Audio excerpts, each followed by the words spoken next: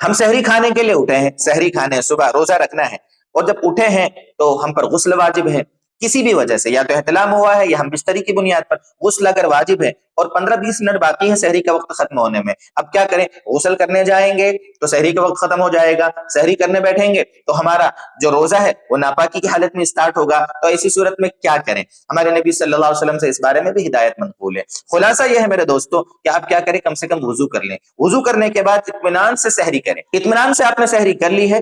بیٹھے ہیں آپ، اب کیا کریں کہ فجر کی نماز کو جانے سے پہلے آپ غسل کر لیں، فجر کی نماز جانے سے پہلے غسل کر کے آپ مسجد چلے جاویں، 10-5 منٹ جو ناپاکی کی حالت میں ہمارا یہ روزے کا وقت گزرا ہے نا، اس میں کوئی حرج نہیں، اس کی وجہ سے روزے پہ کوئی اثر نہیں پڑتا ہے۔ ہاں میرے دوستو، ناپاکی کی حالت میں اس طرح پڑے رہنا، صبح 8-9 بجے 10 بجے اٹھنا، یہ بڑا گناہ ہے، اس لیے کہ فجر کی جماعت چھوڑ کر ہمارا اس طرح سوئے رہنا یہ کبیرہ گناہ ہے۔ اللہ تعالیٰ اس طرح کرنے سے ہماری حفاظت فرمائے۔